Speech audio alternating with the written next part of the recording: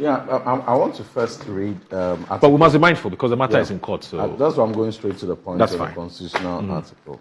And I must issue a disclaimer that this is not in any way prejudice to any case that is pending. Very important. It's just my view on the matter. Appreciation of the law. We are discussing, or the attempt of the president to unfairly and politically witch hunt and remove the Chief Justice unwarranted, consistent to their pronouncement, which make it prejudicial and consistent with, they are doing the same thing they said they were going to do. I'll prove that. But I want to quickly read Article 296, which says that where in this Constitution, and this has to do with exercise of discretionary power, where in this Constitution or in any other law, discretionary power is vested in any person or authority, A, that discretionary power shall be deemed to imply a duty to be fair and candid. B, the exercise of the discretionary power shall not be arbitrary, capricious, or biased, either by resentment, prejudice, or personal dislike, and shall be in accordance with due process of law. So, due process is not being followed here. Fundamentally, if you're a lawyer, the fundamental thing they will teach you is that before you proceed on determining any petition, whether to act on it or not, you should establish prima facie. The prima facie is establishing to the fundamental determination that there is even substance in the accusations or allegations brought forth against the officer or the person, for which you should even entertain. Well, all kinds of petitions. The framers of the Constitution knew very well all kinds of petitions will be left, right, center. And so you need to establish prima facie. In Article 146, which talks about the removal of Chief Justices, it says that 146.1, a Justice of the Superior Court or a Chairman of the Regional Tribunal shall not be removed from office except for stated misbehavior or incompetence or, on ground of inability to perform the functions of his or her office arising from infirmity of body or mind. You see? So they've stated that grounds, misbehavior or incompetence on ground of inability because they are incapacitated. So what is the misbehavior and what is the incompetence and what is the incapacitation in this case? The 3 goes on to say, if the President receives a petition for the removal of a Justice of a Superior Court other than the Chief Justice or for the removal of the Chairman of a Regional Tribunal, he shall refer the petition to the Chief Justice, who shall determine whether there is prima facie case. So even when it relates to the removal of Justice of the Supreme Court, even when it relates to Justice of the Supreme Court, the procedure demands that you should establish prima facie even before you make the referral. So in the case of the Chief Justice, before the President will even make the matter, refer the matter to the Council of State, fundamental thing that he shouldn't have breached. In this case, he willfully breached that procedure, knowing very well that it's a politically calculated attempt to remove her for no wrong done. Where in this Constitution does it say that the President should have first of all established? I've just read the 3. Prima facie. The 3 establishes the principle of and sets the precedent that even in the case, because this one is in the exercise of in the removal of justices of the Superior Court. Yes. So Chief Justice and then justices of the Superior Court, they are in the same bracket, and the procedure is same for them. The only difference here is that in the case of a Supreme Court judge who is not a Chief Justice, the referral will be made to the chairman, to the CJ herself, to the Chief Justice. Yes, herself. And even before the referral is made, the 3rd says that you will have to establish prima facie before you even make the referral. That principle, that's what I just read. That is when you're dealing with judges. 146.3. When dealing with judges, the Chief Justice is not a judge. That is why the Constitution makes it clear. Yes. So you handle that of the Chief Justice and the other judges. Where the Chief Justice and now it is before then I even want to come to the 6th. Yes. Where the petition is for the removal of the Chief Justice, the President shall acting in consultation with the Council of State, appoint a committee consisting of 2 justices of the Supreme Court, one of whom shall be appointed. But the precedent, because this, when you are crafting law, the principles follow and follow and follow, so that you don't for avoidance of repetition. So they have set the principle that even before you make a referral, you will have to establish prima facie before a referral is made, whether to the Chief Justice or whether to Council of State. Now, in the case of the Chief Justice, a petition comes. As soon as the petition comes, you don't even give the fundamental, law. Fundamental. You don't even give the person in respect of whom the petition has been written the opportunity to respond. You deny her the right of response, because the substance of your referral to the Council of State is hinged on 2 things. 1, the evidence in the petition that the petitioners have brought, and 2, the response from the officer who the petitioners seek to remove, the response from her, and the evidence contained in the petition. These are the 2 bases that will form the consideration for determining whether prima facie case is even established.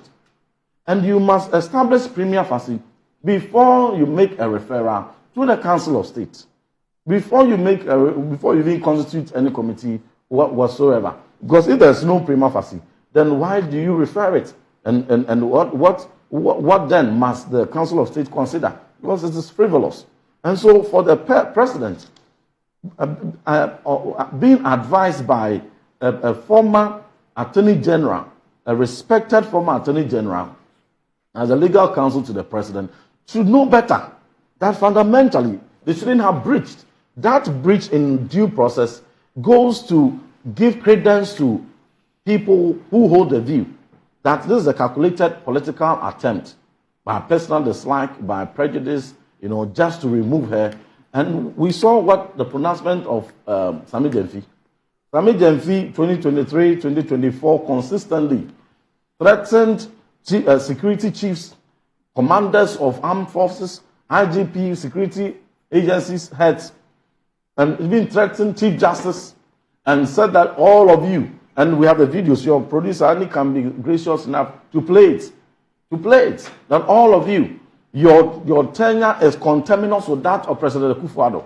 And the day President Akufo-Addo goes out of office, all of you will be booted out. Let them play that video. Let them play it to expose the hypocrisy of whoever is behind this unfair removal of the Chief Justice, who will go down in history as one of the best Chief Justices we have had in the Fourth Republic. Let them play that video. Subsequent to that video, we also had when the spokesperson for the President and the Minister of State in charge of government communications, Felix Kwachio-Fosu, appeared before Bernard Avle's program.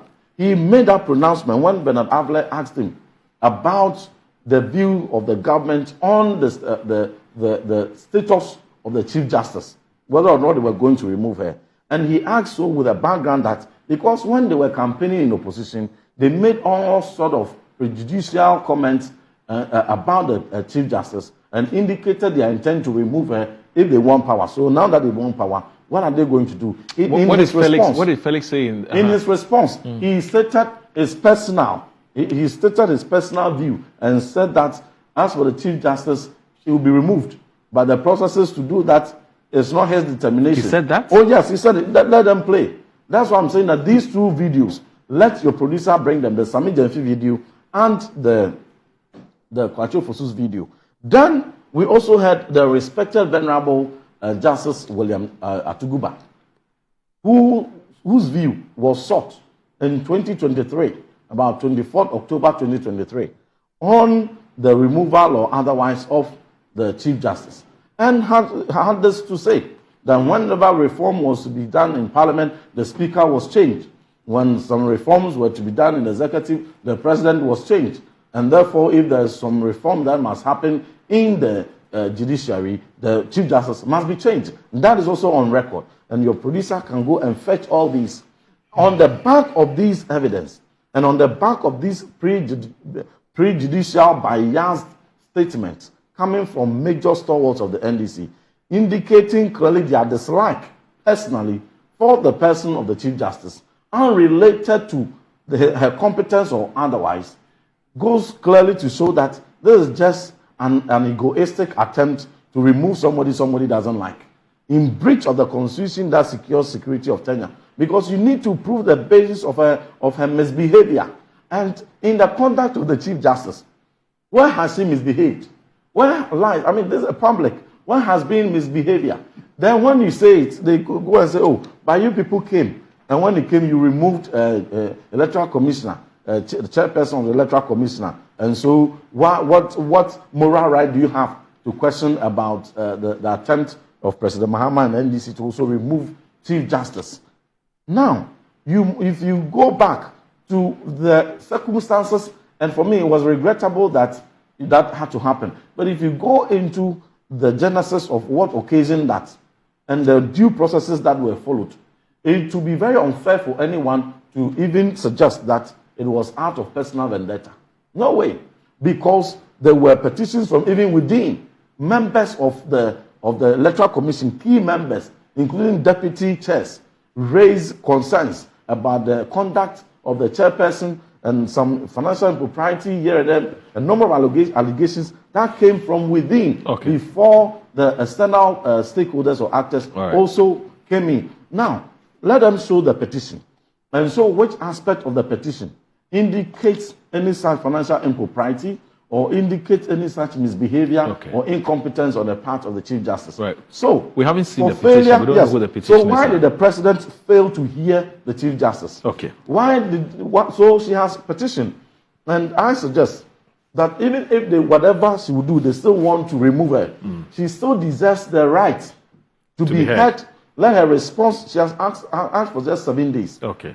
When she hasn't even seen the petition, even the petition for which they have conducted an onslaught on her. I'll end on this note. Please do. The petition for which they are orchestrating a political onslaught on her, she hasn't even seen it. Okay. She only hears discussions on it on the media, and she only sees press statement on her. She herself hasn't even seen it. Okay. Most disrespectful and most unfair. So give her the petition. Okay. And let her study as per her request. She says that it doesn't look like you want to leave some of the time. I mean, we have plenty of time. Our time is almost up. Our time is almost up. We have clearly. If it was a check, no, we don't. No, we don't. We've just 7 minutes. You've done 15. Less than a minute. Twice what less than a minute. You would be happy if you had done that. Ended if you had allowed me. Just indulge me, just a few seconds. So please give her copies of the petition. In all fairness, when she studies it, give her. She says she's requesting for 7 days. In all fairness, give her the 7 days after she has received the petition to study and bring you her responses. Okay. Then you dovetail that responses on the face of the evidence. You made that point already. And then you will determine. Now the whole of Ghana, we will have access to the petition, we will have access to her responses, and the jury out there will judge it as prima facie for them to hurriedly, prematurely refer the matter to You've been so unfair to your brother. You claim he's your brother. You've been very unfair to him. But anyway, he knows that is an unfair thing. It's witch hunting. They came in, they quickly, cleared all the high-profile cases. After 12 high-profile financial crimes were cleared, then they are now you've taken all the time. Innocent people. You've taken all the time. This is much ado about nothing. This is an attempt to destroy the judiciary.